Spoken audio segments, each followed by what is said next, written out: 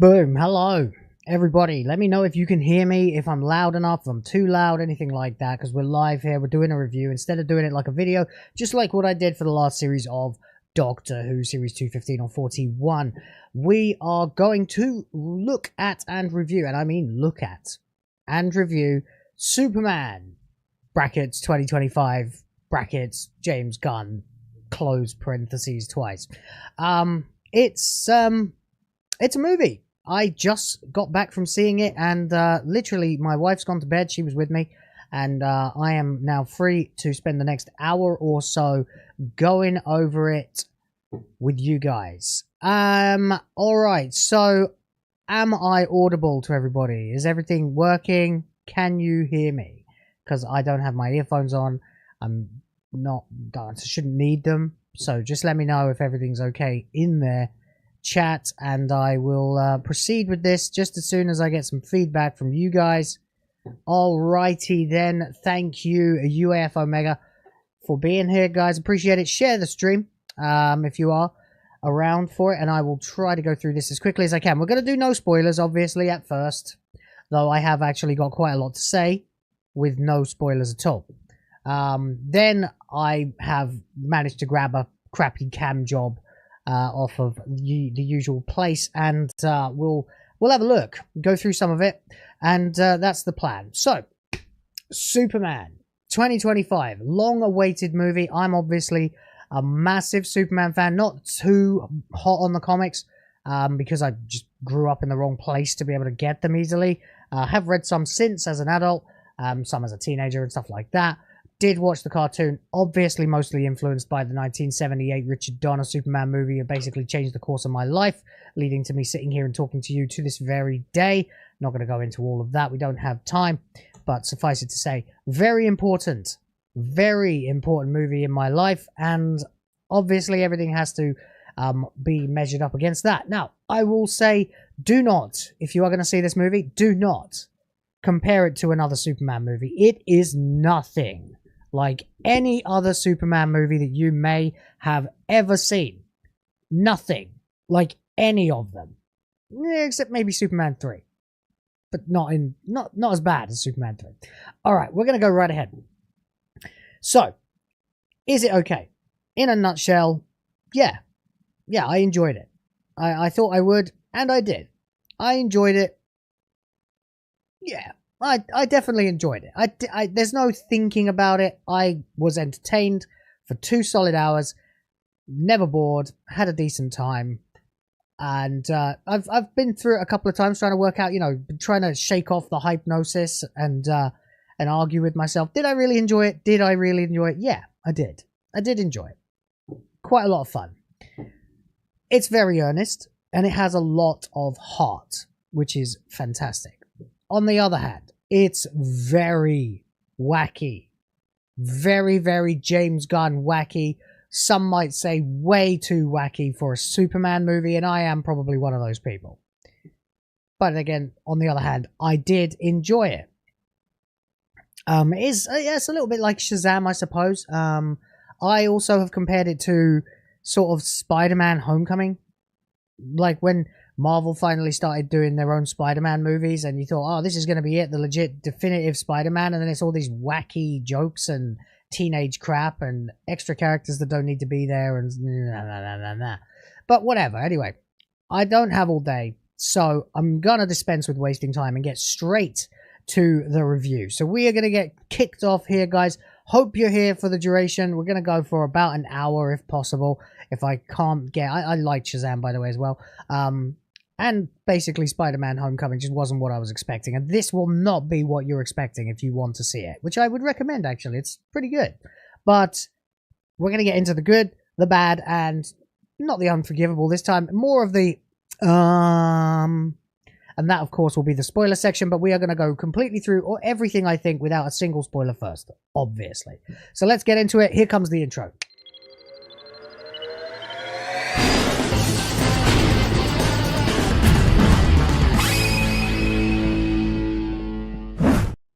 Alright. Let's not do that. We're not ready for that bit yet. Alright, guys. So, no spoilers then for this portion of the review. By the way, though, there is a bar if you want to help me out, fill it up. Got hospital bills to pay and all that, guys. You know this.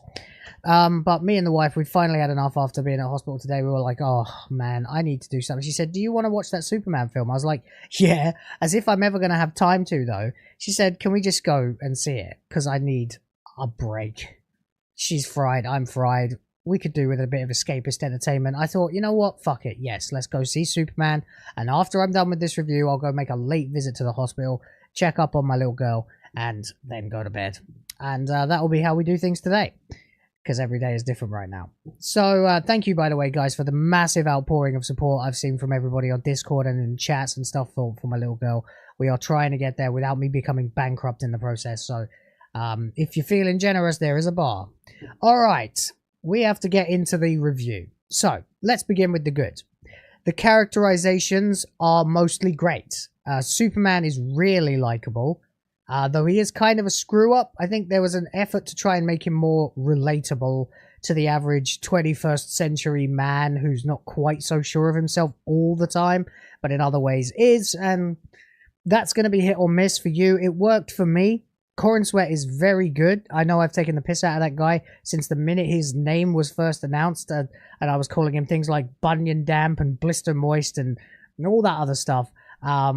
He's actually... He's fine. He's pretty damn good. He carries the role. He is a worthwhile Superman. The suit doesn't look that bad, although they've got the collar thing, which is New 52 sludge. But yeah, it's good. And the characterizations themselves are pretty damn comic accurate. From what I understand anyway, my limited understanding of it. And, you know, the cartoon and stuff. Lois wears purple, and there's a lot of that in there. So that's kind of nice. But we'll get into how much of a screw-up Superman is later. Lois, I was pleased to say, is nowhere near as much of an insufferable girl boss as I thought she was going to be. She's actually very likable as well. Gets a reality check a couple of times. And you know, actually does contribute to the overall effort in her own way with a bit of help. Yeah, we'll get to that. Anyway, Jimmy Olsen is hilarious. Though I don't really get the joke. I just sort of laugh at it the way you laugh at sort of Gen Z brain rot humor. Because I don't know what, you know, the hell the joke is here. But for some reason, despite him being an absolutely average ginger freckle face, he is the sigma object of purest lust from every single female character in the movie, apart from Lois Lane and Cat Grant, who, by the way, I thoroughly enjoyed whenever she was on screen for two really obvious reasons, which you will enjoy too. If I know my audience, you'll enjoy. The Justice Gang, as they are called, which is constantly questioned as a name, as course it is, it's a James Gunn movie. They're pretty hilarious, actually. Especially Nathan Fillion as Guy Gardner, who is just a complete dick the entire time. Mr. Terrific is very good, actually. I was kind of surprised that Mr. Terrific was in the movie. Mr. Terrific is like a D-list DC guy, I think, from like 1990s or something. He's actually really good. One of the MVPs. Very good performances pretty much from everybody in the movie. I can't think of a single person who did a bad job in this movie from an acting standpoint. So great work, nice direction. It's all pretty damn good. Now, you have to remember that all of what I just said about these characterizations are within the paradigm of a James Gunn movie. Okay, so remember that. All right. Now, Superman is a bit like Star-Lord, frankly, in places. So there's that. Nicholas Hoult. Everyone's talking about Nicholas Hoult. I understand why he is every bit as good as everyone has said he is as Lex Luthor. A surprise, I suppose, because he really doesn't look like what I would call Lex Luthor. Although he isn't as skinny and drippy and weird as the Jesse Eisenberg Lex Luthor, which is infuriating. Hawkgirl's good too. She's not got much to do in the movie. But what she does is good. She's got enough back and forth with Nathan Fillion that it works. There is kind of an explanation for why the Justice Gang are in this movie at all, although it's really just, well, you'll see, it's like in the first 10 seconds of the movie. Just text on screen kind of stuff. Anyway, the storytelling is pretty solid, actually. At its core, The plot is not bad. Pretty standard Superman fare. Can't really tell you what it is. Usual stuff, you know, Lex Luthor seizing power for himself, trying to look like humanitarian, that kind of thing. Superman facing smears and a little bit of controversy, but thank God nowhere near the sucking, weighted gravity of the Snyderverse Superman, where everything is so bleak and dark and has to be discussed and regulated and la la la la la. Yes, there are monkeys in the movie as well, but we'll get to that in the later section. The CGI is pretty good. The CGI is actually pretty damn solid, and the film in general is very bright and colourful, which is a lovely welcome change of pace after the drab, grimdark crap of the Snyderverse. And the pacing, while incredibly fast throughout the movie, the pacing is breakneck. Like, it does not stop from the second it starts. From pretty much the moment the first scene really gets going, it's just bang, bang, bang, bang, bang, bang, bang, bang, bang, and you're at the end. And the best part about it is that it does seem to know when to take a breath, even if it's only half a breath, so it never feels like you're being bombarded too much. Competently made, very well paced, tight, and in at 2 hours on the nose, which is pretty impressive.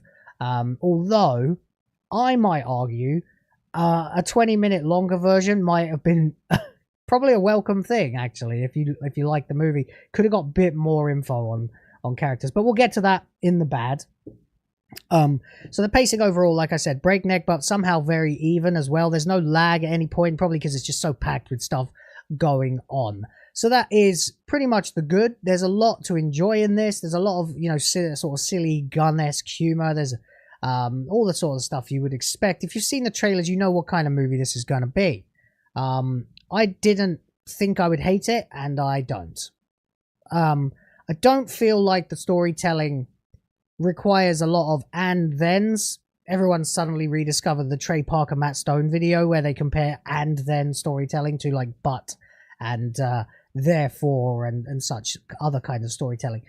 So I would say that there is a fair amount of cause and effect in play in the story. It's not just and then, although some of the reasons for the next developments in the plot are a little flimsy, so you may feel differently, but I didn't mind. I felt like the story, yeah, it carried itself from beginning to end with a sensible through line-ish, as sensible as it can be for what's actually in the movie, which is, like I said, wacky-dacky-doo.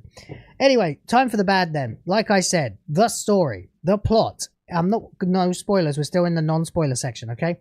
The plot is all over the place when it is not, you know, like I said, it's tight and it gets where it needs to go, but it constantly does it, almost as if it's pulling its own teeth at the same time, trying not to be a complete and total comedy. The story's there. I said it in the good, but there is so much wanking around with it. A few scenes that could have been cut out and replaced with other things. I mean, you've all seen the kaiju monster. Yeah, it didn't really need to be there. It's really, that's probably the most crowbarred part of the whole film. And it's decent.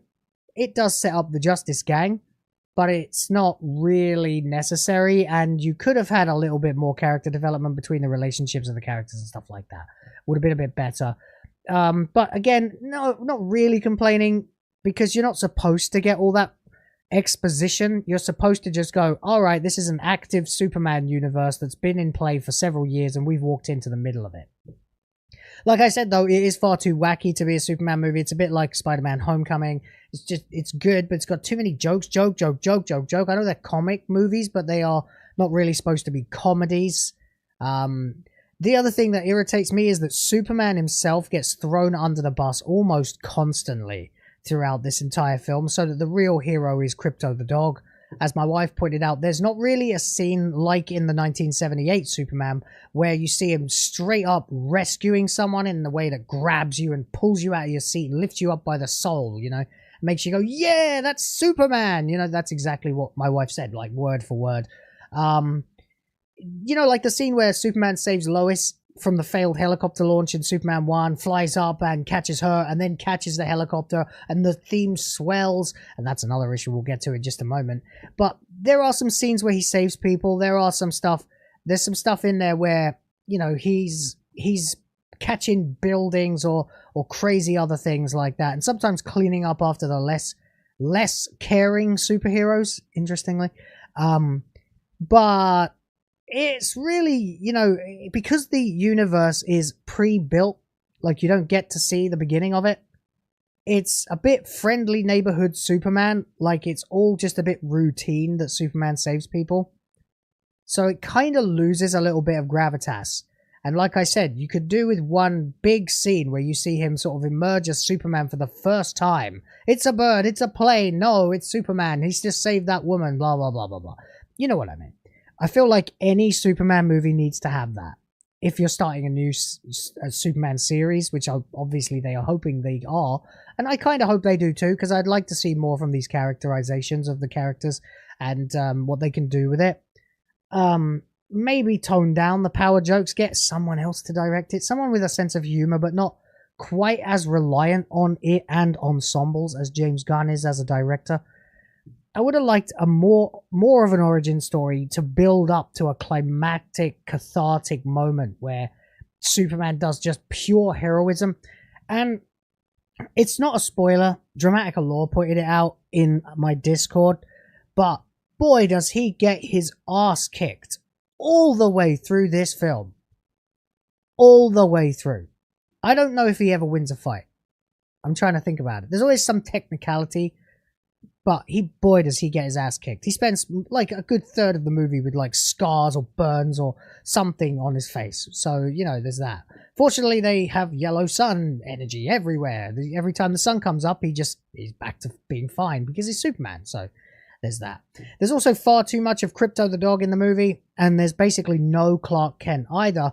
But why would you need him when you've got a story that's like the middle part of a trilogy here? So it's so much is already established, and that's fine, but it is part of this annoying aversion Hollywood has to actually showing the origin stories of the heroes anymore, because they just keep rebooting and rebooting every time they stop making money. It's like, guys, if you're going to do that, then you've got to commit to it. You've got to make sure that you are showing the shit that establishes the origins of these characters. It's an anchor point for audiences, and that's missing a little bit.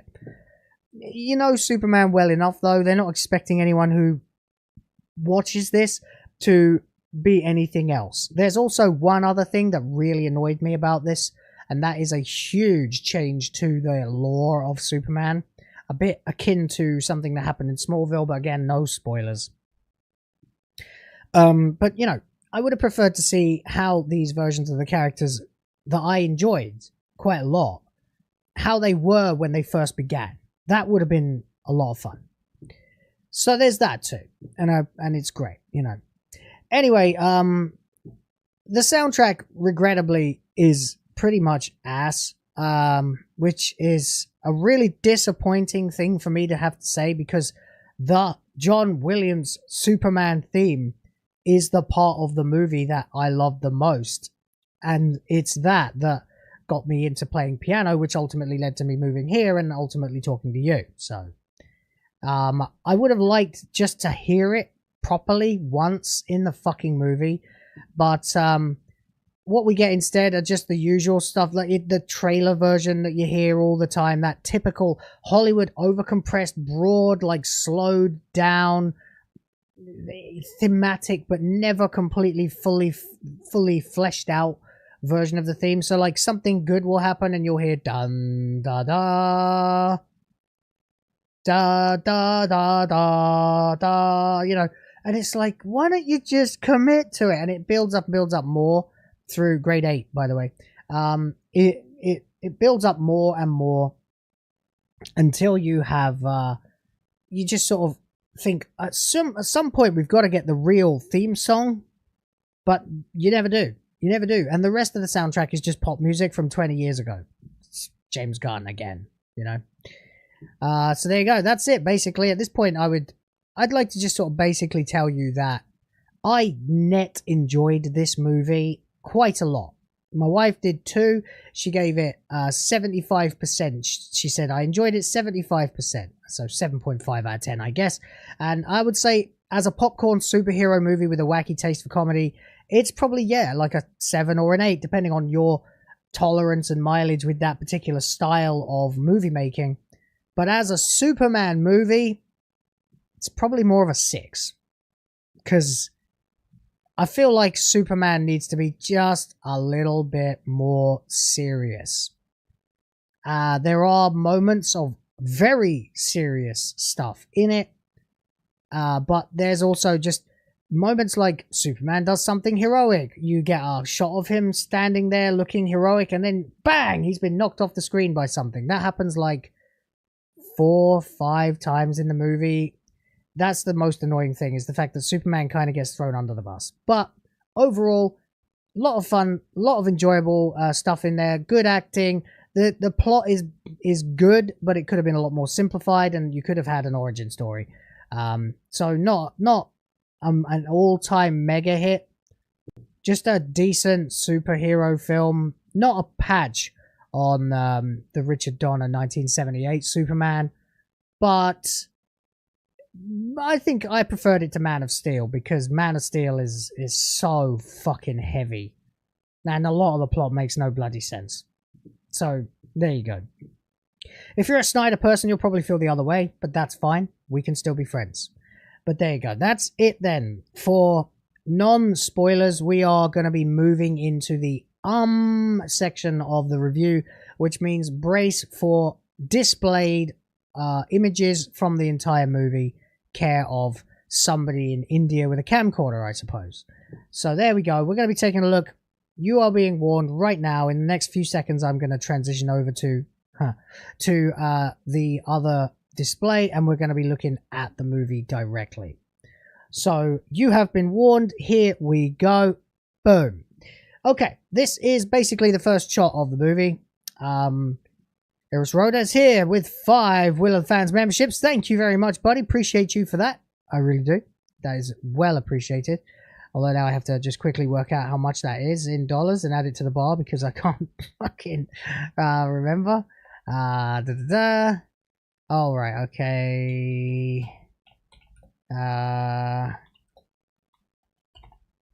Okay, yeah, that's nice and easy. Nice and easy. We'll add that on there, and that. Forget the images that are coming up. That's just how I have to manually add it on these bloody streams. It's a pain in the ass. Okay, we are here, and we are going to take a look at this, and appreciate you for joining the GRIFT force, guys, and you know, Eris Roda for making that possible.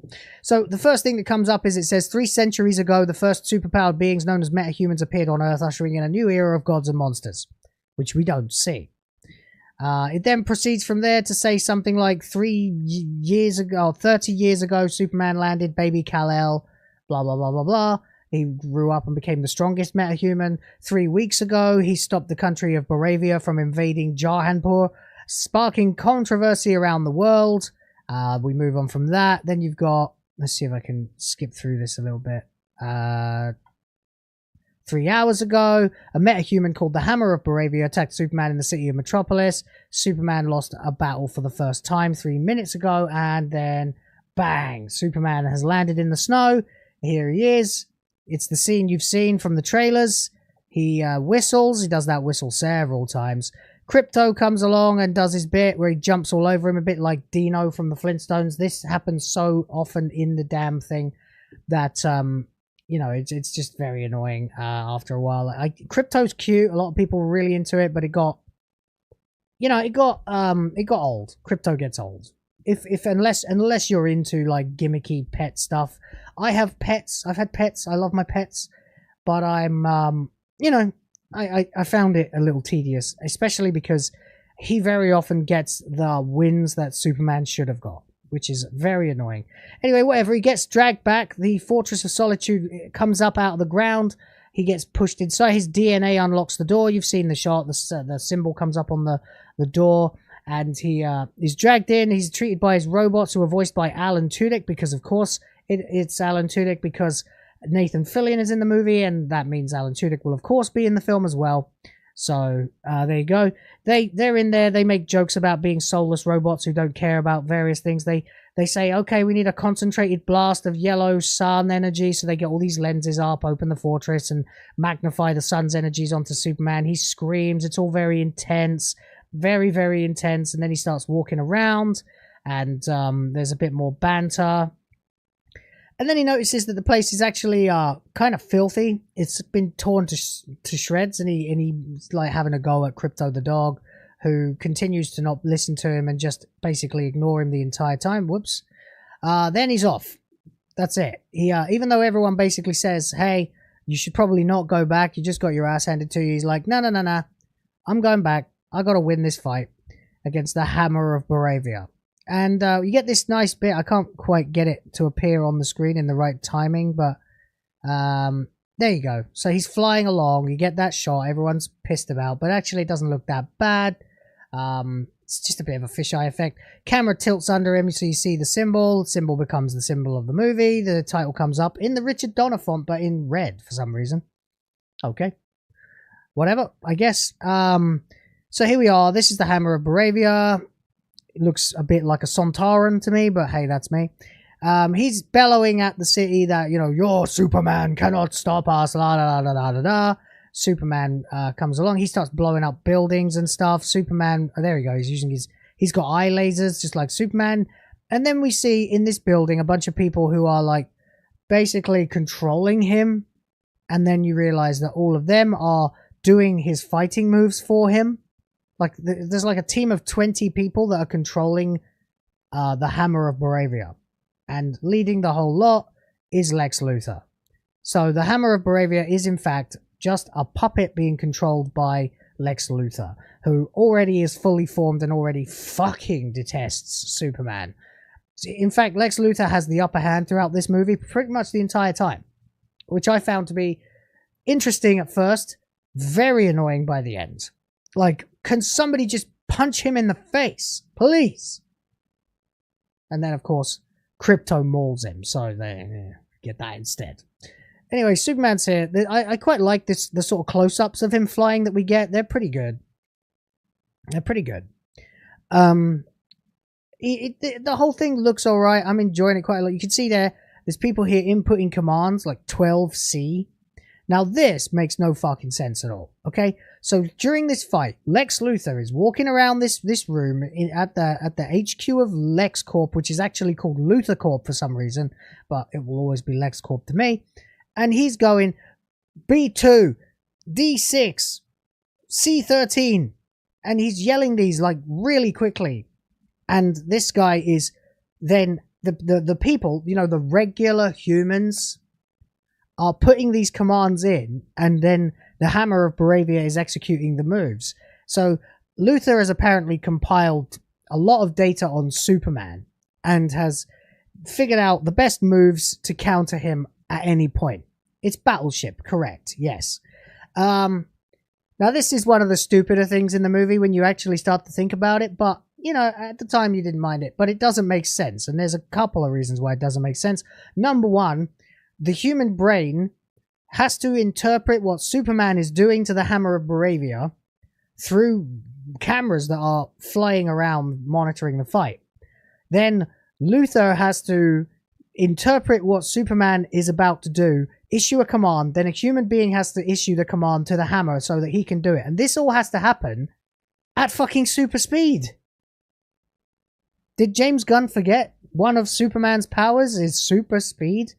There would be no way Lex Luthor would be able to keep up with Superman and issue commands that then have to be input to a guy. And there you go. You didn't like Lex? Well, that's up to you. I enjoyed Lex. But this bit was kind of silly. Especially because Lex Luthor has technology that is far in advance of our own in this movie. And doesn't seem to have AI that could have just done this for him.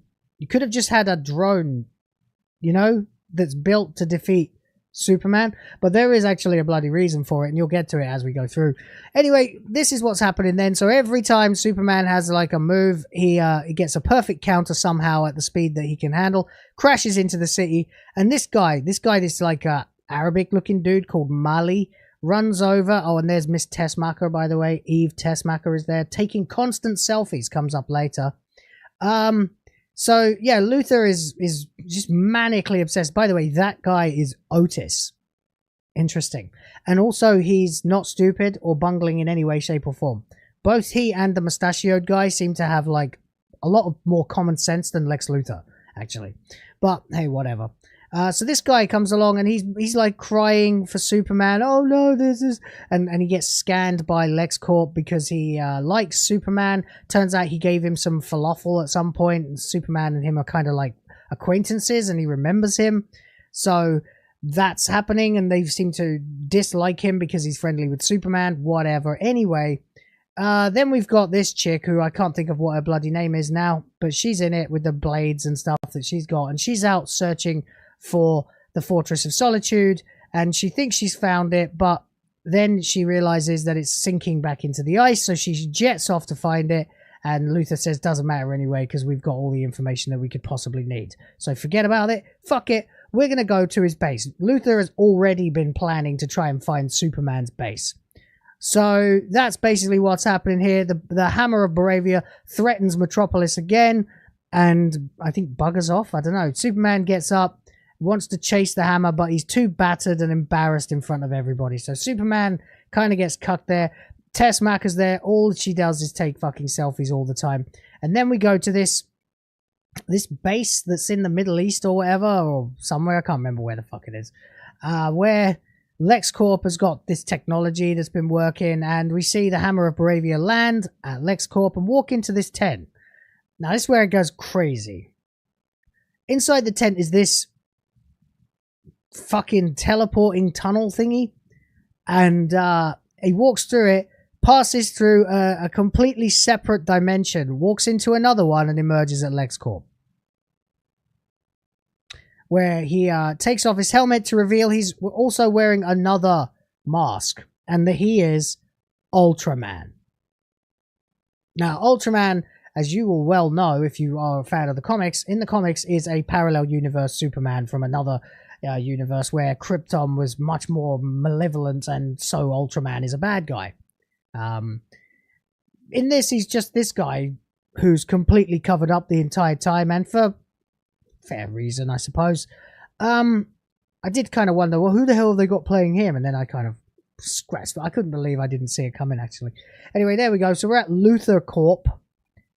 We then see the Daily Planet. We get like one of our only shots of Clark Kent as he's been seen in the thing. He goes in. As I said, guys, I enjoyed this movie. My descriptions may be critical, but ultimately I enjoyed it. I did. I just had fun. And you can just have fun with it, you know. You don't have to care too much. We get this really conspicuous story here that's kind of played for laughs. The fact that Clark Kent is always the one who gets the interviews with Superman. And everyone's jealous. And despite the fact that he is supposed to be the bungling reporter guy in Clark Kent, he seems more confident and cavalier as Clark Kent than he does as Superman. At least for this part, anyway. Whatever, there's this dude, I can't remember what the fuck he's on, but oh, he's telling him you've got to learn how to use emotions, and then we see later that this guy has actually got very little control over his emotions. There's the parents. They're kind of played for laughs. Martha Kent using speakerphone like she's never really come to understand this technology that's been around for 20 years at this point. Whatever.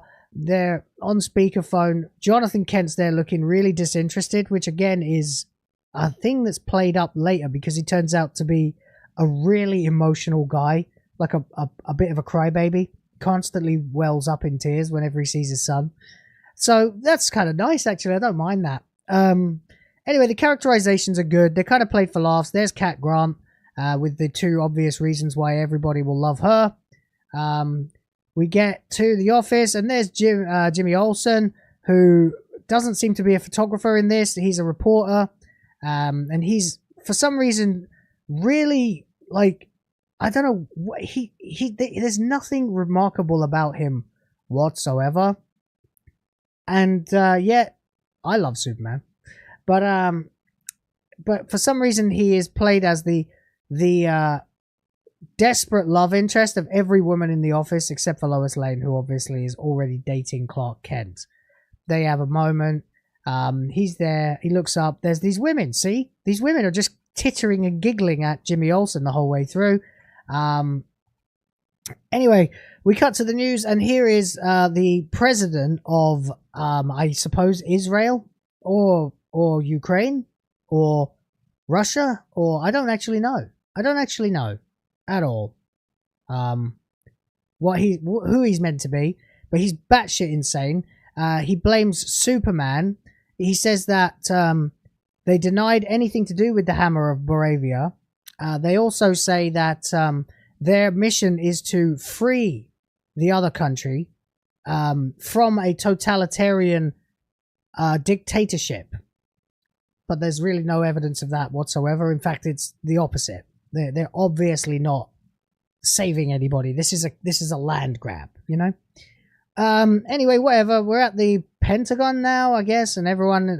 what's happening? Oh, yeah, of course. These are the guys who are like the DOJ, the you know, Homeland Security, whatever. And Lex Luthor is there with them, showing these guys, who he calls Planet Watch, which is supposed to replace Superman as the defender of the planet. And they aren't really going for it, because they are saying that Superman, despite Lex Luthor going out of his way here to try to smear Superman, they're saying, and they don't particularly like Superman either. Oh, one of them is General Flag, which obviously is the same character from Suicide Squad, but well, higher up now. They're not going for it because they're saying you can't prove any of this stuff, Lex. You can't prove Superman has any malicious intent. He's too popular and you can't do anything. Oh, and didn't we run out of kryptonite a while ago? He says he has a workaround for that. So I'm going to go ahead and I'm going to try and figure out how to prove to the Earth that Superman is a bastard. So we cut to Lois Lane coming home, and there's this short sequence where she hears a noise in the kitchen, grabs a bat, walks in, and instead, of course, finds Clark Kent there cooking for her, and he's made her breakfast for dinner, which he says is her favorite, but she says, no, that's your favorite. So it's a fairly new relationship. It's clearly not been long since she found out he's Superman and they started seeing each other, and for some reason, even though they're passionate when it comes to like making out and stuff, she's got like very little confidence in the relationship.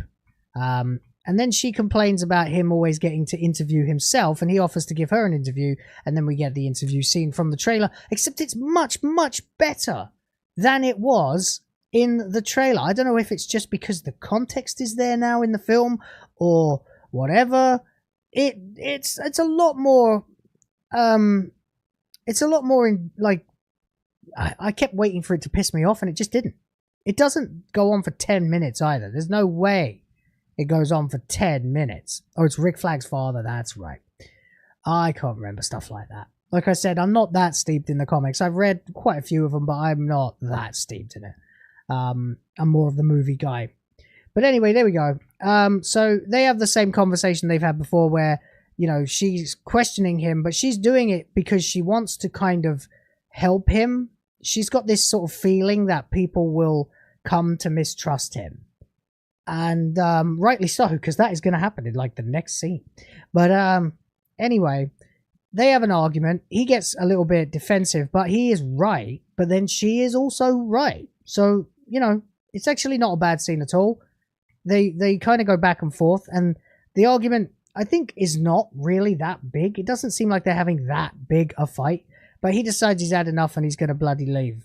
He's fed up with her questions because she's arguing with him when all he wants to do is save people on Earth, no matter where they are from. So there's that.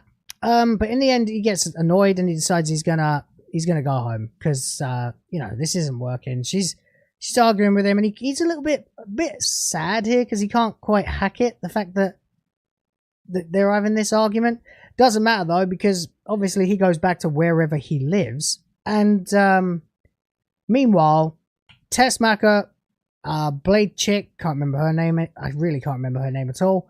And Lex Luthor are arriving at the Fortress of Solitude along with Ultraman.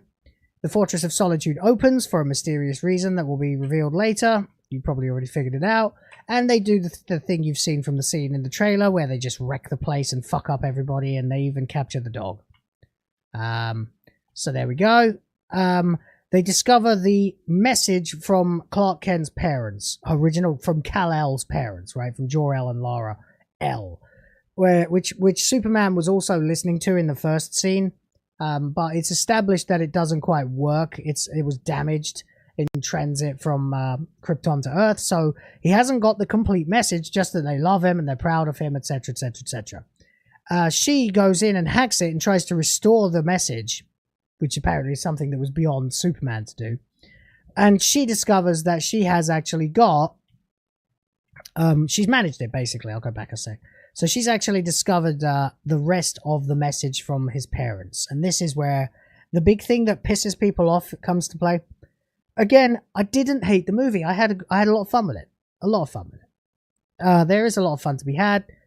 It's just... I think maybe just because it's not beating you over the head with politics. There are some things that you can infer, but the movie never goes out of its way at any point to try and shove in your face any kind of real political agenda. There's even a line delivered in the movie by that dick who plays every character in James Gunn movies.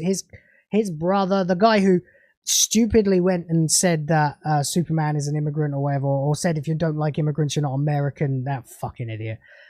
He's in the movie saying, well, at least conservatives and liberals can agree on one thing, and it's right at the end of the movie. So what he says is basically Lex Luthor sucks, and that's fine. That's when Lex Luthor is felted towards the end, because obviously he must be.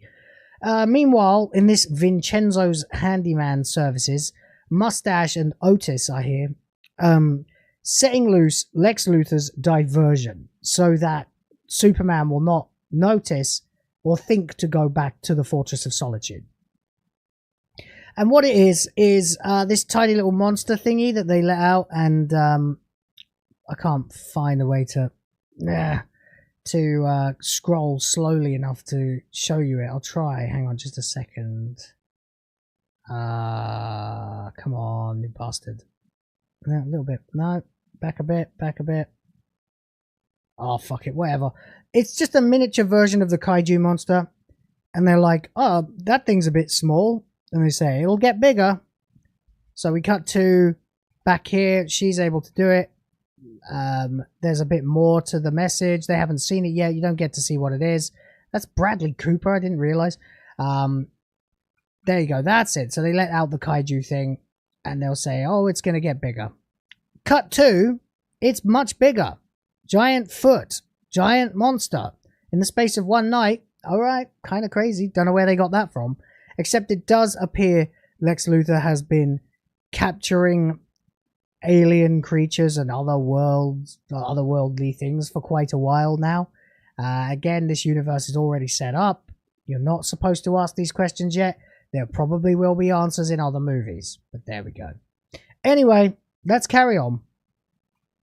Obviously, there's this is the thing as well. Superman saves people in this movie, but again, you don't get the big swelling moment where he saves Lois and the helicopter from the original.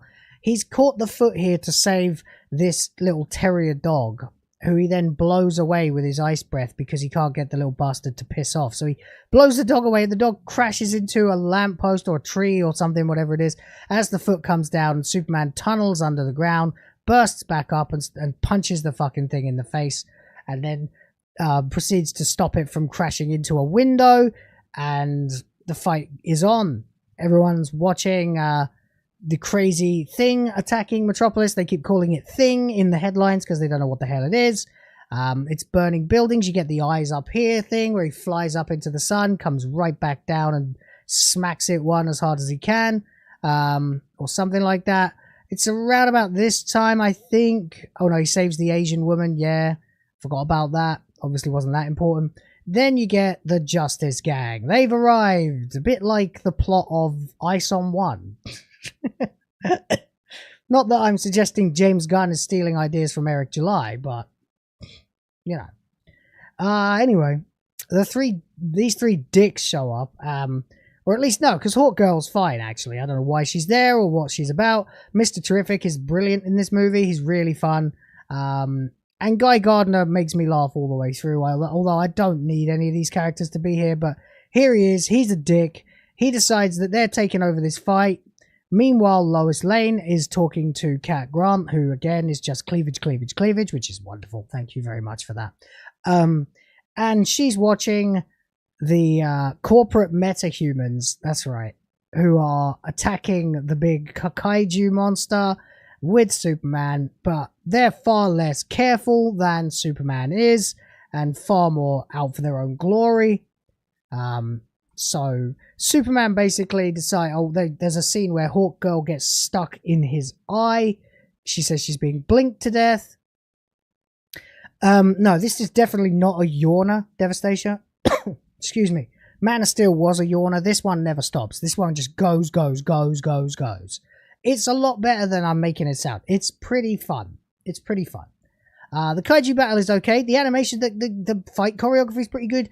Then you see how careless the Justice fucking guys are, because they allow a situation where this little girl is about to be destroyed by all these bits of floating, I don't know, oxygen cylinders or something. Superman jumps in the way and protects her from it, of course, yells at them to be more careful. They're just trying to attack its eyes. In the end, Mr. Terrific sends his T-spheres, or his balls, you know, a lot of people make jokes about his balls, into the creature's stomach and detonate them, killing it. Superman has to catch the corpse. The Justice Gang are not set up as very heroic.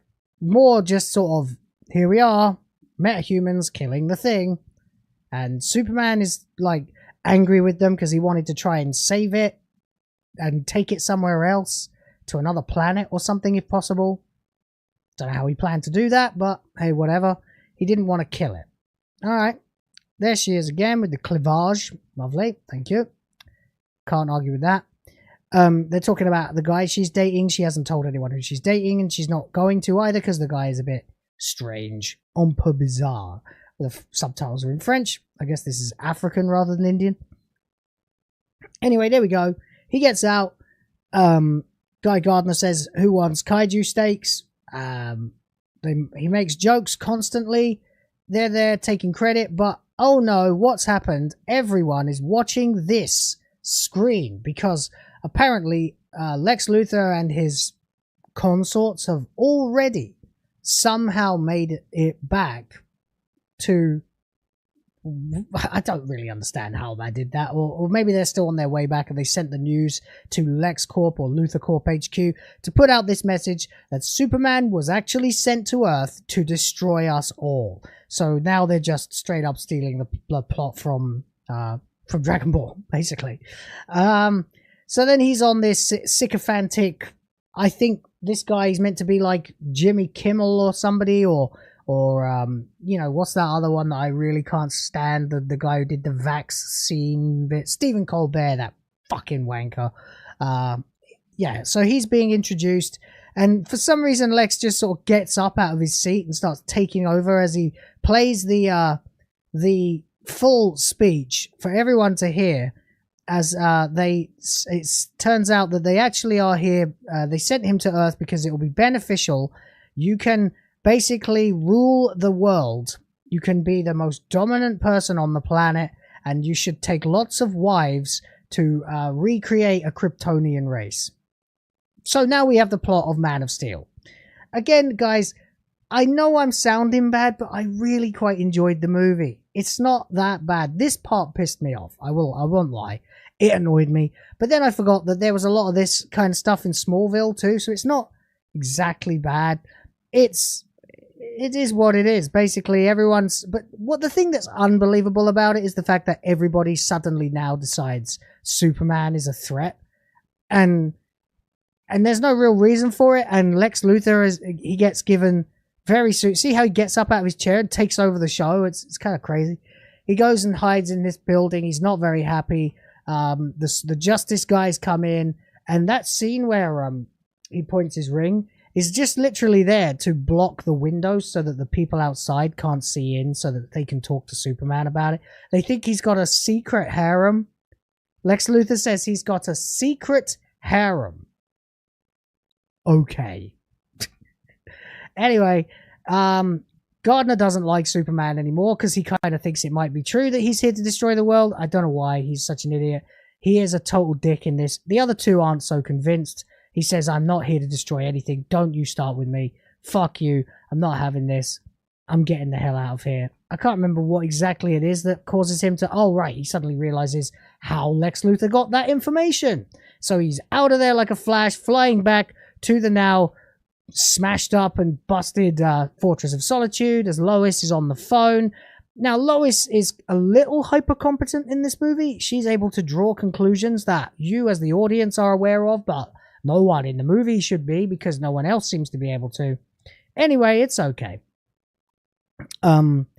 These guys are now here. They say they've got the credence. They can give Planet Watch the right. Everyone's on social media saying, fuck Superman. He can go to hell. I used to like him. And now I hear this. He could go to hell. It's a little bit like, man, is this how you feel the population of Earth actually behave?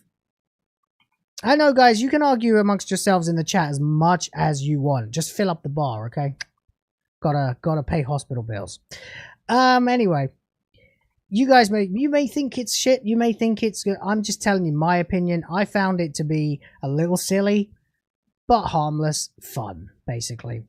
There are plenty of silly things. Now, of course, the Baravian president is here once again to condemn Superman, and then he goes and gets back into his little office, decides he doesn't want anyone to bother him. He has a cup of tea, opens his cupboard, and walks straight into another one of those fucking dimension tunnel thingies where he meets Lex Luthor, and they start hatching their plan against Superman. Superman is, of course, here at the fortress. He's very upset that his robots are all fucking broken. This guy's just stabbing himself in the head with a screwdriver over and over and over again. He says he's going to fix them, he's going to help them, and then, of course, he goes and smashes into... Oh, he realizes, of course, that Crypto is not there anymore. So then we get the scene that you've seen where he's roaring in Luthor's face, and Luthor is there, and he sips on his... Oh, and Eve Tessmacher is filming everything, and he says, where's the dog? What dog? And then the thing he says when he has the cup over his mouth is, ugly dog with a cape. So he's screaming at him, he knows, there you go. Now... Alien threatens CEO Lex Luthor. So now everyone's smearing Superman, and there's a cameo from John Cena, who can fuck right off because John Cena's a dick. Then you get this scene, which is either going to be brilliant fun or it's going to piss you off. Okay, I think, does he talk to his mom and pa here? No, he doesn't, but he does talk to Lois. Meanwhile, this Dimension Imp is here. Oh, yeah. And it's flying around outside fighting with the Justice guys, the Justice gang, while Lois and Superman are completely not fussed about it at all. He's like, they've got it. That thing's easy. So there they are. The whole time they're having this very intense scene where they're talking about how they feel, about how they... and they mention a me, but not a him. That's it. He says he's lost his dog. I want to find my dog. She basically is, you know, very sympathetic to him, but he also asks her what she meant the last time they had a fight when she said she knew this wasn't going to work. Did she mean the interview, or did she mean the relationship? You know, was she about to break up with him? She's a bit of a flake, basically. Kind of reminds me of my wife before I married her, actually. Anyway, if you can read French, then you understand what they're saying. If you can't, then you won't. But anyway, they're basically, you know, having a conversation here about how she knows he's good, he knows he's good, but no one else now believes it. While this crazy fight is going on in the background, completely unrelated to anything that's going on in the scene. She doesn't wear the trousers at all, no. It's not like that. She's not a girl boss. She's very nice to him. She's actually very... She's actually very likable. She's not a girl boss. She's just Lois Lane. You know, she don't take any crap, but she, you know, she also enjoys being in control of her life, but at the same time, she will defer to Superman on some things, and in others, she's more adjusted to life on Earth than he is. So, you know, there it is. Then she talks about how she used to be a punk rocker, and then he says that he used to like all these other bands, and then she said they're not fucking punk, they're pop. He said, well, plenty of people like pop. I don't know why, it comes up later. Anyway, doesn't really matter.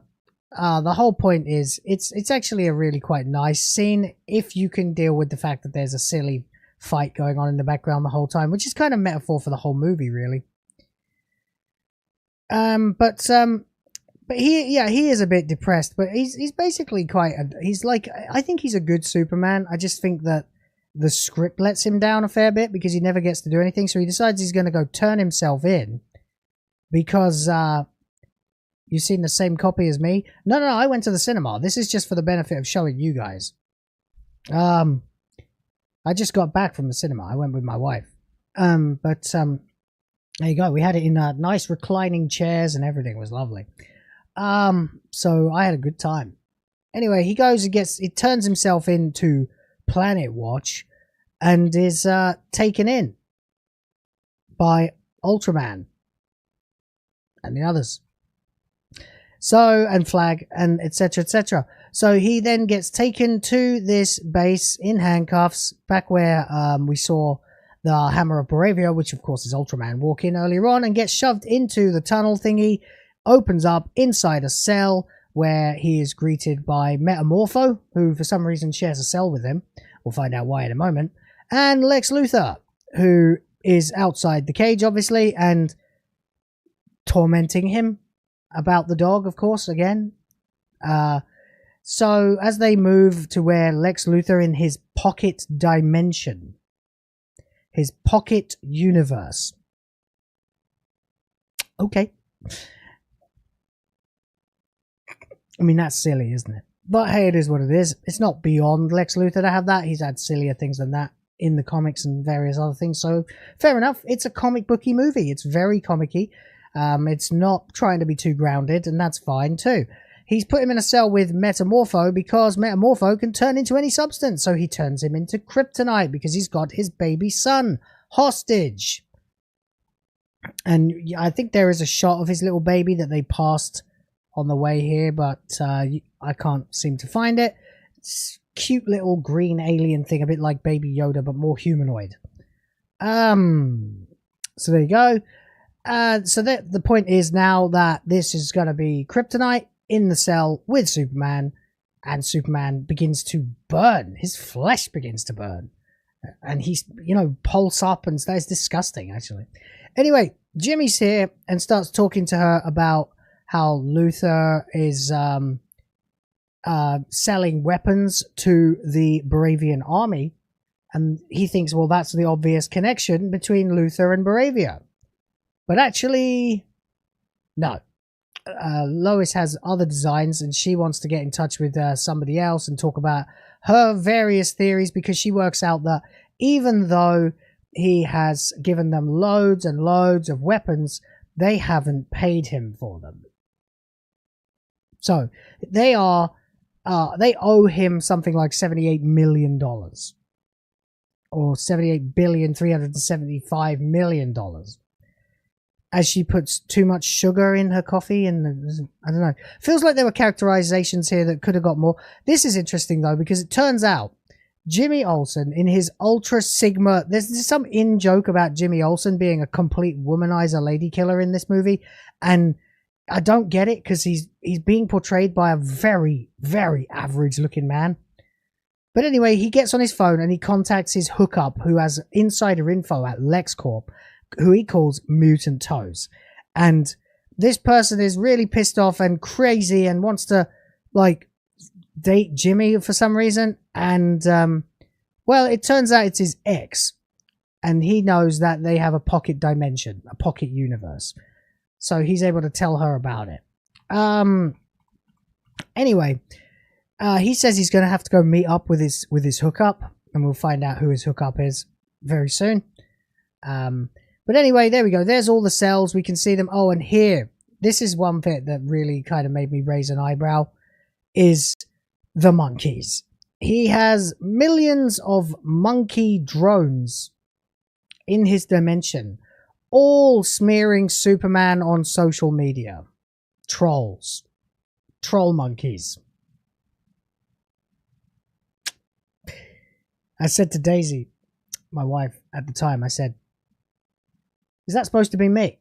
But there you go. Anyway, see, only an idiot with blah blah blah. Superman is here. Superman's the bad guy. Fuck Superman, etc., etc., etc. Super shit and blah blah blah blah blah. No, it's not a joke. And there's Crypto. He's being kept in this bubble thingy where he is being fed a vision of squirrels with capes so he can chase them.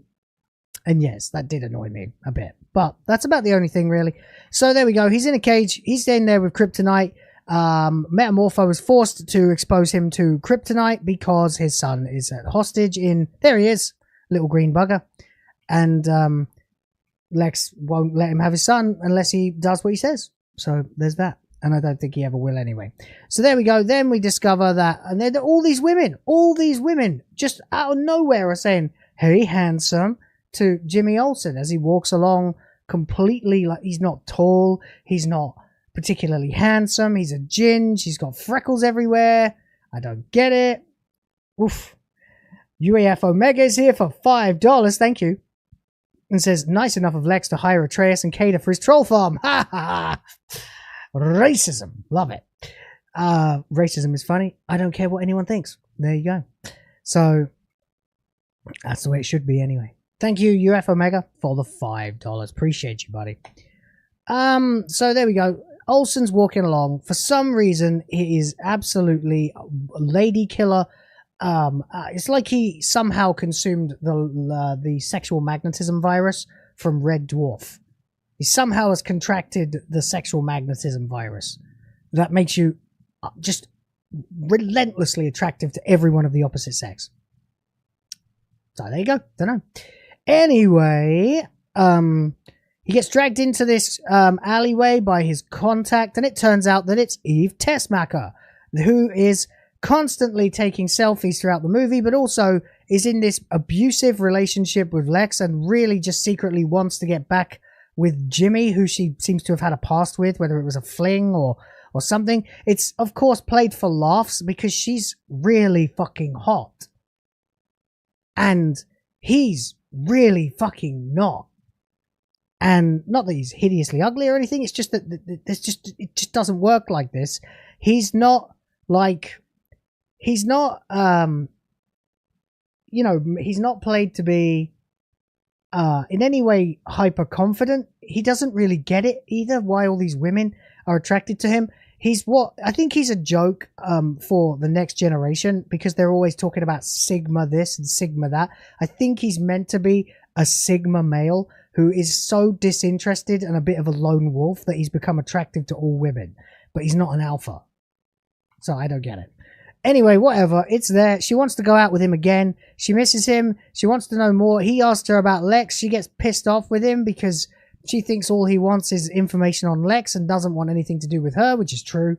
But he has to promise her that they'll see each other soon if she gets him some info on Lex. And so she agrees to. Now Superman is, of course, starting to waste away and rot in his jail in this dimension. He tries to get Metamorpho to help him. He says, why can't you just help me? He really pisses off Metamorpho, who then just brings the kryptonite closer to his face. Skin starts to burn. His eyes start to burn. You know, he's half dead. It's not good. Meanwhile, at the Hall of Justice, Garrett Griffin is here for 10 USD. Thank you. Says, oh no, a WTF live stream to watch during lunch. Whatever shall I do? Well, what else? Enjoy it. Duh. Thank you. Thank you very much for that. Appreciate you, buddy. I don't have a sound effect to play for you, but I do appreciate you helping to fill the bar. It's really helpful. I am in a major pit of financial turmoil at the moment, thanks to a hostage situation involving my newborn daughter and a hospital. So, there you go. Anyway, you know, it's not as bad as it sounds, but if any help will be had, never going to say no. Thank you. Anyway, there we go. Griff and all that shit. So here we are. This is weird though, because somehow, again, this universe is strange, but you just sort of have to go with it because there is a lot to be had here. A lot of the delivery, a lot of things about it are fun. It's a good old action romp. It's not, harmful, any of this stuff. It's just a bit silly, you know? Like, US defies Geneva Conventions by holding Superman in a pocket universe. Like, I don't know why... whatever. Just make of that what you like. Now we're going to get into sort of a bit more of the serious stuff, as Lois Lane wants help and she is forced to go to the Justice Gang, led by Guy Gardner, who has no interest in helping her whatsoever because he thinks that Superman is a potential threat to the planet. Hawkgirl basically argues with Guy Gardner about everything except that Superman may be a threat. Mr. Terrific, just because he wants to annoy the others, actually decides that he will help her. So he says, okay, come on then, let's go. Let's get out of here. I'll help you. You can come with me. And we're going to go and take my ride. Then we get this sort of actually kind of funny scene where he says, we're going to take my ride. And then he hits the button. And you'll see from how I'm skipping through this at like 5-second intervals or 3-second intervals, just exactly how long it takes for this door to come up. Like 30 seconds it takes for that garage door to open. And she says, what the hell, man? You got a spaceship, but you couldn't get a faster garage door. And I got to admit, I laughed. I said, yeah, that was funny. So there we go. So we're in his spaceshipy thing. He tells her he's not interested in hearing about her relationship crap. She continues to try and tell him about how she almost broke up with Superman. He looks at her again, like in the rear view. She realizes that he really isn't interested and shuts the fuck up. And they're off. They're off because he has tracked Superman's last location. Because apparently he puts nano machines with like GPS tracking in everyone he meets, which really bothers the other two members of the Justice Gang. Meanwhile, get this really dark fucking scene, really grim ass fucking scene out of nowhere with El Presidente Bravia, Lex Luthor, and Mali, the guy, the falafel guy that Superman's sort of friendly with, as Lex loads a giant revolver with one bullet and plays Russian roulette, asking him questions and pointing a gun at his friend's head. And Superman doesn't have like any answers for him. And the first time it doesn't work, he says, whoa, you were really lucky there. And then he asks another question, but the second time the bullet is in the chamber and he shoots and cruelly executes this innocent man. Lex Luthor murdered someone in cold blood. Actually, I like that. I thought that was, fuck, that's dark. It's like a much more menacing Lex Luthor is in here somewhere. And I like that. It's interesting because he doesn't give a fuck. He just pulls the trigger. Oh, and then there's a little bit of a funny line because it's James Gunn, but it is actually kind of funny. He just sort of goes, I thought that would last longer. All right, let's go find someone else he cares about. And then he says he's going to go find Clark Kent. And, of course, we all know he's never going to find Clark Kent. So, but kind of would have liked that to have gone somewhere, actually. But then you would have had to argue or answer the question of what the fuck is going to happen when he discovers that Superman is Clark Kent. But he won't.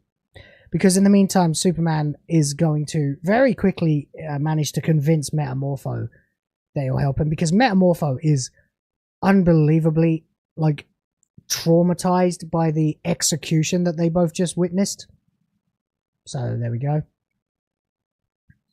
Anyway, so Lois Lane and Mr. Terrific arrive at the LexCorp base where his soldiers, the Raptors or whatever they're called, are there to meet him. They're tracing the last known whereabouts of Superman, and then they come under attack. So he using his little T-sphere things, you get this really nicely choreographed scene. It's a bit like the beginning of Guardians of the Galaxy Volume 2 when you have like Groot like doing his little dance while the Guardians are fighting this giant monster in the background. And you get this extended sequence of 360-degree panning shots around Lois Lane as the dozens of soldiers each get absolutely bodied and destroyed by Mr. Terrific with very little effort whatsoever. yeah, it's not a great Superman film. Like I said, as a Superman film, it's maybe a 6. But it's not really a Superman film. And but as an action popcorn superhero flick, it's more like a 7, maybe an 8 for some people. My wife enjoyed it. But again, we acknowledge that there's no real moments of real gravitas for Superman in this, and he's constantly thrown under the bus, which is very annoying. So again, I enjoyed the movie, had a good time with it. Can recommend if you turn your brain off and aren't looking for Christopher Reeve or Man of Steel. But it is Guardians of the Galaxy, yeah. Anyway, it's a lot of fun. A lot of it is quite fun to watch. But again, I mean, I wasn't offended by it. I enjoyed it more than I enjoyed Man of Steel, because Man of Steel was just too fucking up its own arse, man. What's that? I give it a 6, but call it not a real Superman movie. Yeah, well, I mean, as a Superman movie, it's not the worst Superman thing I've ever seen. But it is, you know, it's like saying Man of Steel isn't really a Superman movie. For me, it's not really a Superman movie at all. It's too dark. This is too silly. They still haven't perfected it. The closest thing they've done to a Superman movie in the modern era was Superman Returns, and everyone hated that too. So there you go. Anyway, Pocket Universe. If you think it's silly and not worth watching, that's up to you. I enjoyed it. But again, as a Superman movie, not a great recommendation. As a fun movie that's pretty interesting and kind of silly and a little bit of a laugh, and if you just want to watch a movie that's not you know, breaking you over the head with constant messaging about fucking wokeness and stuff, it breaks the Kryptonian law wheel. It's crap. Yeah, I was annoyed by that, but Smallville did it first, so can't blame this movie for that. Anyway, it's up to you. If you want to hate it, go ahead. I didn't necessarily hate it. I just thought it was okay. Anyway, there we go. I'm not that strong of a comic fan, remember. I didn't get to read the comics as a kid, so I like the movies. But whatever, anyway. It's a perfectly watchable movie. It's just a bit silly. Anyway, so Metamorpho decides that he is going to actually help Superman because of all the trauma that he just witnessed, and he can't really help him heal yet because he doesn't know. He says, I can't heal because I need a son. He says, we don't have a son, but I can create something that's a bit like a son. As these two wander into the Pocket Universe and discover a river of antimatter or something underneath, Metamorpho manages to fuse a few elements and create a sun, which alerts everybody in the entire dimension to what's going on. But it's a lifetime too late because Superman is now back to full power, punches his way out, flies over, and immediately rescues the baby and Crypto, and then everything starts to go tits up as they try to escape. Metamorpho is here as well, having turned the bottom half of himself into rocket fuel, so he's able to fly around with Superman, but they both end up getting dragged into the river of unprotein antimatter as Superman desperately tries to keep the baby out of it. And there you go, you know, it's what it is. They get out eventually. It's all very actiony and kind of fun, but again, very silly. There's again more stuff of the dog. The dog, they set up that the dog will chase any flying ball or drone thingy and eat it. So there we go. That comes into play later because it's literally how Superman wins at the end. But there we go. They almost get fucked and felted, but a combination of Crypto and then Metamorpho turning himself into some stretchy shit manages to avoid them all falling into a black hole as everything else collapses into it around them, and they manage to escape together with Lois and the dog and Mr. Terrific, and they go back to regroup. Now that sequence is probably the silliest part of the whole movie, but you know, we get back to a bit more normality soon after that.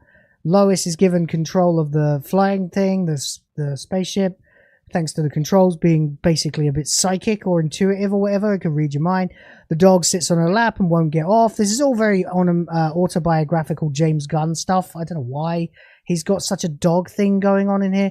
Luthor is furious, starts smashing stuff up a bit like a petulant child, gets sick and tired of Tessmacher and throws a pencil at her or something, which hits her in the leg, and that basically is it for her. She's had enough now. She's decided while hanging out in the server room that she's going to text Jimmy everything you would possibly ever want to know about LexCorp. All the dirty little secrets, but Ultraman's outside, discovers her, and immediately she says, all you got to do is spend the weekend with me, Jimmy. I just want to see you for the whole weekend. And even then, he still can't actually commit to it. He's just like the whole weekend? You know, and then she's about to give up on him when suddenly she discovers, or rather Ultraman grabs her, pulls her out of there, but the last thing she manages to do is send the pictures to, and he still calls her mutant toes. It's brilliant. Where is she, like a Brie Larson thing? Anyway, that made me laugh pretty much all the way through. I don't know why it did, but it did. It's kind of like a Superman parody, actually. That's kind of what it's like. Yeah. But anyway, whatever. I had a good time. It is silly, and it's not really a serious Superman film, but hey, it's better than being beaten over the head with fucking constant unending messaging, and after Doctor Who, this was the palate cleanser I needed. Even if it's not a particularly good or true Superman movie. Anyway, it turns out every picture she sent him is a different selfie of her in a different place with different stuff, and he's for some reason not good enough as a reporter to realize there might be something worth looking into there. Superman gets taken home where Lois Lane meets the Kents and has a look around his bedroom and comes to realize who he really is, that he's just a guy with a past like anyone else, and begins to warm to him more, and realizes she was wrong for considering breaking up with him. Fine. And that's it. You know, they are hiding him there. Olsen says, call me. He starts sending her the pictures. They're arguing the toss. And then it's Lois, I think, who suddenly realizes that one of these selfies, actually behind it, you can see the plan for Lex Luthor to... He's doing what he did in Superman 1 again. He wants land. Land, land, land, land, land. Don't know why. He's always got a thing about land. Okay. So he wants half of Jahanpur when it's been conquered by Bravia to be Luthoria. He wants to be the king. As always. So they assume that that's his actual main plan, and Superman's just in the way of it. It's not actually. It's just that he wants to create a completely destabilized situation to make controversy around Superman in order to get clearance from the government to kill Superman, which is his ultimate goal and has been from the start, because he just fucking hates Superman. Yeah, it's that simple. Anyway, Eve is now in one of those cells. We won't get much on that until later. Lex is here obsessing over the dimension. He says, oh, we're going to have to open the rift. That will get Superman's fucking attention. So they decide they're going to open the rift, which goes wrong and tears a rift in the universe, which slowly starts spreading a little bit like a fault line throughout the city and is headed straight for Metropolis. As Superman wakes up, now feeling fully refreshed, there's that fucking dog again. And yeah. Then you get a really quite nice scene between fat John Kent and Clark that actually is quite heartfelt, heartwarming. This film does have a lot of heart in it, a lot of earnestness in it, even if it's not quite taking everything as seriously as it should be. There is a lot of attempt here to make it something with feeling, you know? Again, at the end of the day, this is not the Superman film that anybody wants, but it's not bad. It's perfectly watchable. Just, unfortunately, you know, it's not the savior of DC. It's just a fun movie. And if you don't take it too seriously, you'll have a pretty good time. If you do take it very seriously, you're going to absolutely hate it. There you go. Anyway, so there, you know, it's just a reassuring pep talk about him not being sure of who he is, and his dad telling him, you know, it's the choices that we make that define who we are, as they discover that once again, Bravia is about to invade Jahanpur, is that what it was called? And it's time to get into action. Gardner's watching too, and he says, oh, it's about time, you know, for Superman to come and help, but everyone's there planting Superman flags. They're all begging Superman to come back. And meanwhile, basically everyone else, no wait, Hawkgirl's there. Who the fuck is that? I can't remember. Whatever, doesn't matter.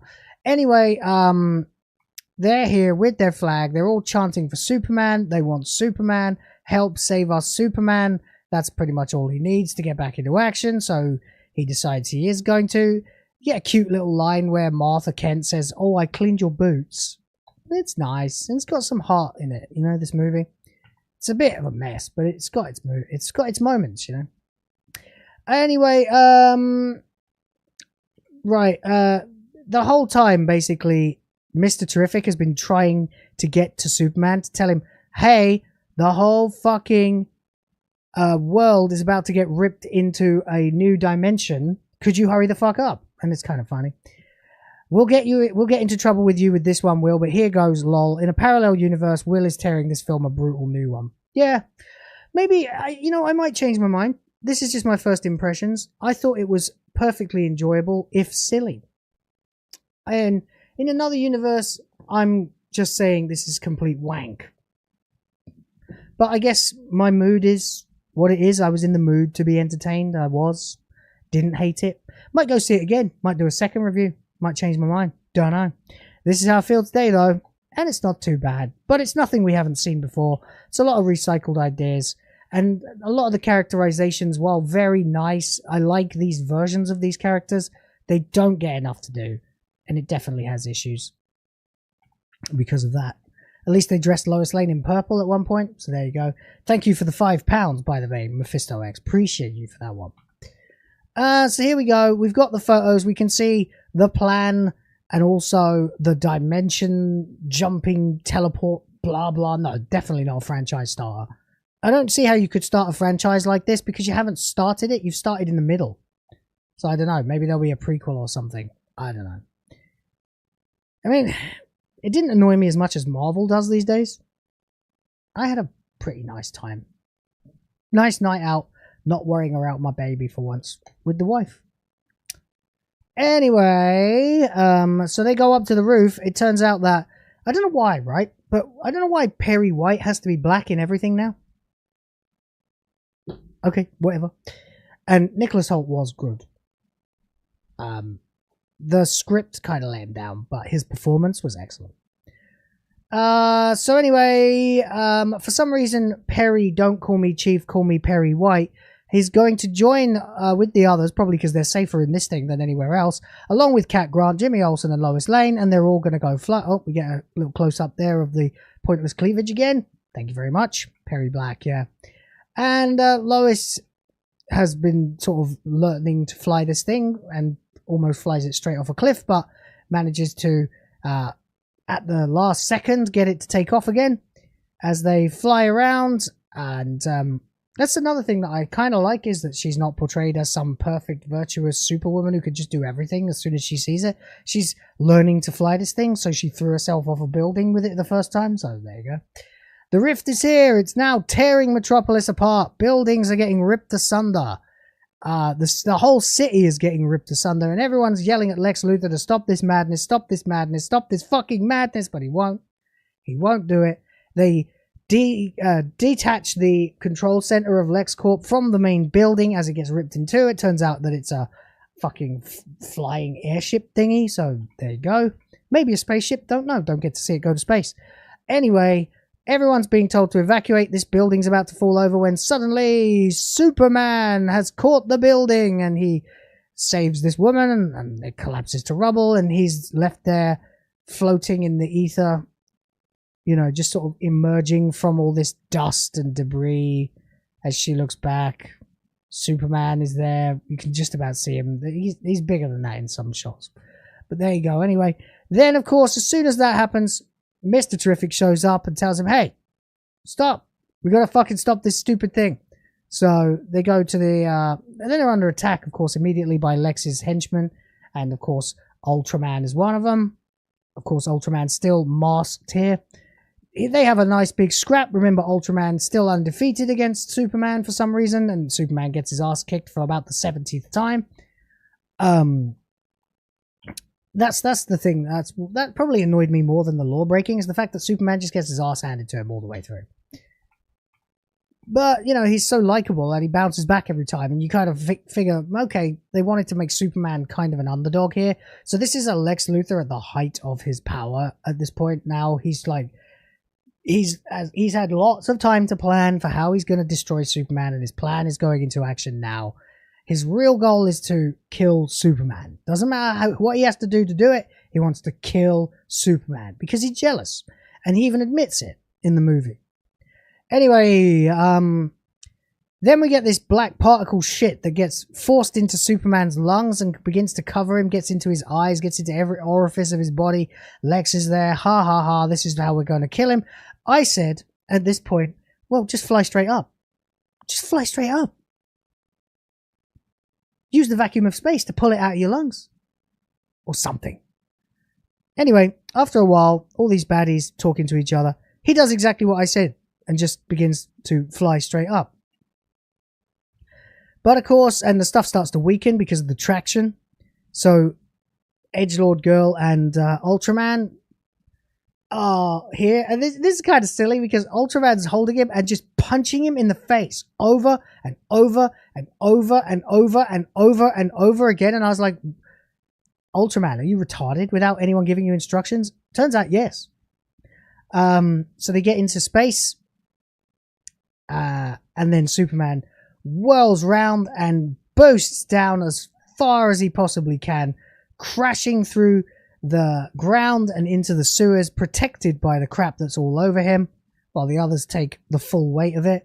Basically, she's out, and he coughs up all the shit just in time for Ultraman to wake up as well, but now his mask has been ripped off to reveal it's actually, yes, Ultraman, as we knew Ultraman should be. It's another Superman, but he's not from a parallel universe. It turns out Lex Luthor cloned him.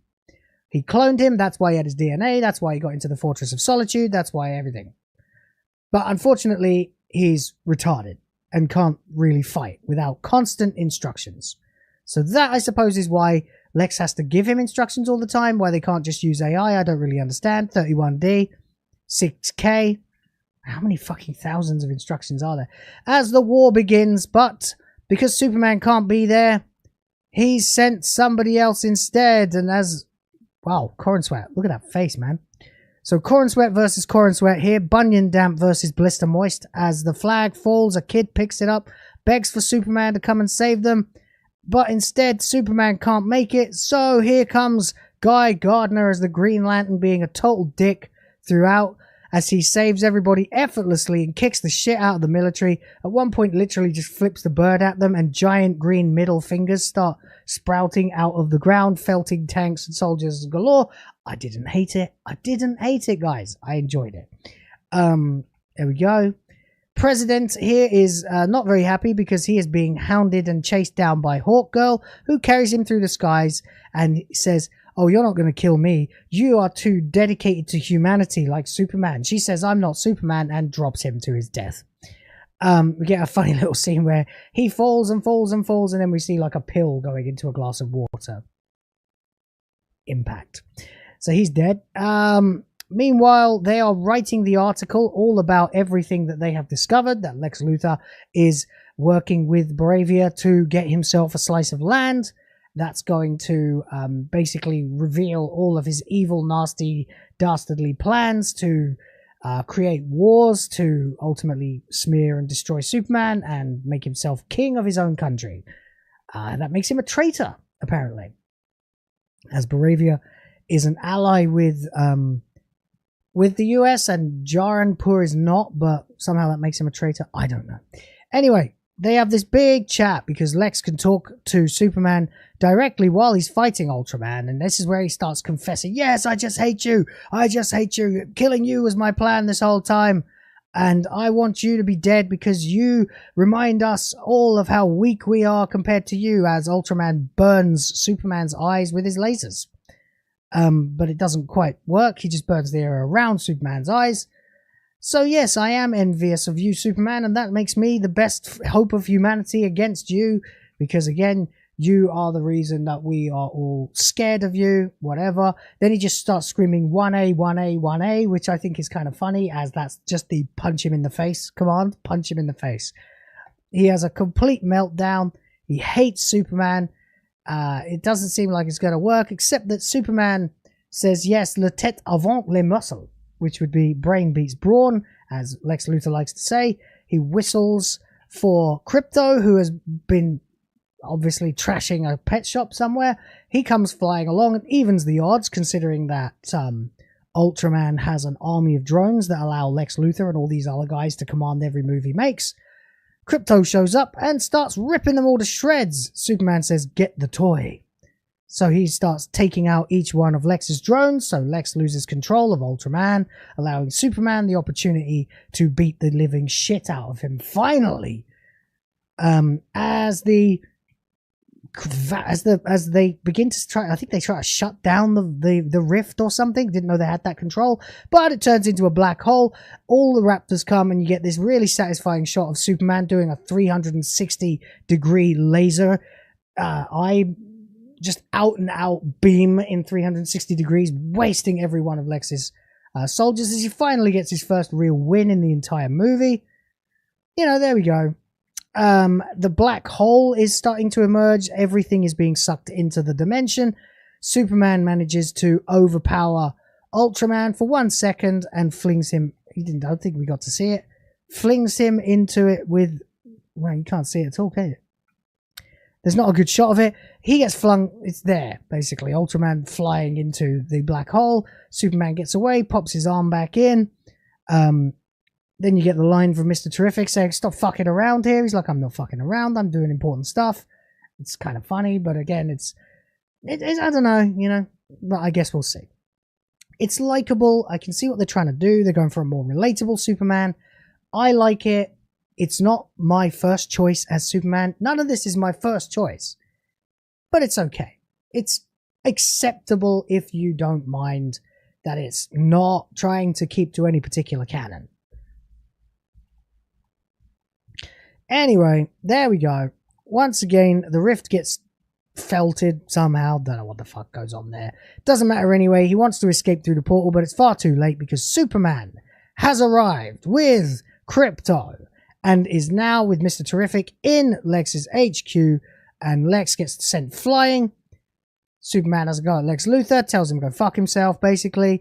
Luthor is still not done spurging out about Superman, and eventually it doesn't make a difference because finally now the one who gets wrecked is Lex Luthor when Krypto mauls the hell out of him, and Superman is left there just going, no, please stop, behave, let go of him.